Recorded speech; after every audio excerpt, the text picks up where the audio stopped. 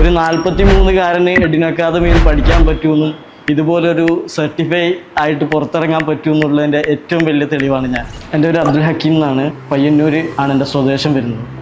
ഞാൻ ഏകദേശം 17 വർഷത്തോളം ഒരു സ്വകാര്യ സ്ഥാപനത്തിൽ മാനേജറായിട്ട് വർക്ക് ചെയ്തിട്ടുണ്ട്.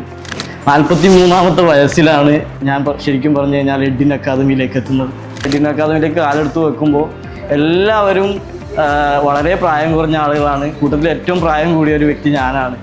എഡിൻ അക്കാദമിയിലെ അറ്റ്മോസ്ഫിയറിലേക്ക് വന്നപ്പോൾ നമ്മൾ പ്രായം മറന്ന് സത്യം പറഞ്ഞു കഴിഞ്ഞാൽ ഞാനും അവരെ പോലെ ആ ഒരു പ്രായത്തിലേക്ക് ചുരുങ്ങി അവരുടെ പ്രായത്തിലേക്ക് മാറിയിട്ട് എനിക്ക് കൂടുതൽ നന്നായിട്ട് പഠിക്കാൻ പറ്റി. ഒരു 43-കാരന് എഡിൻ അക്കാദമിയിൽ പഠിക്കാൻ പറ്റുമെന്നും ഇതുപോലൊരു സർട്ടിഫൈ ആയിട്ട് പുറത്തിറങ്ങാൻ പറ്റുമെന്നുള്ളതിൻ്റെ ഏറ്റവും വലിയ തെളിവാണ് ഞാൻ വർക്ക് ചെയ്യുന്ന സ്ഥാപനത്തിൻ്റെ ബത്തേരിയുള്ള ബ്രാഞ്ചിൽ ഉണ്ടാകുമ്പോഴാണ് ഞാൻ മൊബൈലിൽ എഡിൻ അക്കാദമിയെക്കുറിച്ച് കാണുന്നത്. പുതിയതിലുള്ള ആ സ്ഥാപനത്തിൻ്റെ ബ്രാഞ്ചിലേക്ക് വരികയും എഡിൻ അക്കാദമിയിൽ ജോയിൻ ചെയ്യുന്നത് അത് വലിയൊരു ഭാഗ്യമാണ്. 43 വയസ്സെന്ന് പറയുമ്പോൾ ഒരു പഠനപ്രായമല്ല ശരിക്കും, പക്ഷേ ഇതെൻ്റെ ഒരു ആഗ്രഹമായിരുന്നു.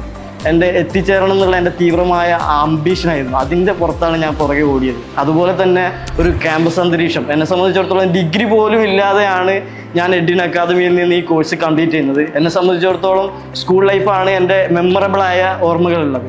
ആ മെമ്മറബിളായ ഓർമ്മകളിൽ വീണ്ടും പുതുക്കുവാൻ എഡിൻ അക്കാദമിയുടെ ഈ ക്യാമ്പസ് അന്തരീക്ഷം എന്നെ വളരെയധികം സ്വാധീനിച്ചു എന്നുള്ളത് ഹൃദയത്തിൽ തൊട്ട് ഞാൻ ഓർക്കുകയാണ്.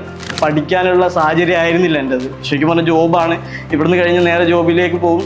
ജോബ് കഴിഞ്ഞ് കഴിഞ്ഞാൽ പിറ്റേന്ന് രാവിലെ എഡിനിൽ വരും. പിന്നീട് പെട്ടെന്ന് ഷോപ്പിൽ, അങ്ങനെ വളരെയധികം കൺജസ്റ്റഡ് ആയ രീതിയിൽ നിന്ന് പോലും പഠിക്കാനുള്ള ഒരു അറ്റ്മോസ്ഫിയർ എനിക്ക് എഡിൻ അക്കാദമി തന്നു എന്നുള്ളത് ഞാൻ മെമ്മറബിളായി, അത് വളരെ പവർഫുള്ളായി ഞാൻ ഓർക്കുകയാണ്.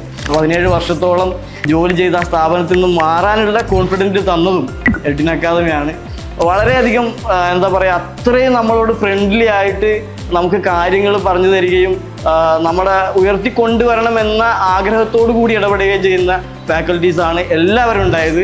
അശ്വതി മാമും ഫറാൻ സാറുമാണ് ഞങ്ങൾക്ക് മെയിനായിട്ട് ഉണ്ടായത്. അപ്പോൾ അവരൊക്കെ നല്ല സപ്പോർട്ട് തന്ന് ഞങ്ങളെ അത്ര ഉയർത്താൻ വേണ്ടിയിട്ട് ശ്രമിച്ചിട്ടുണ്ട്. അതിന് എഡിൻ അക്കാദമിയോട് ഹൃദയം നിറഞ്ഞ നന്ദി അറിയിക്കും.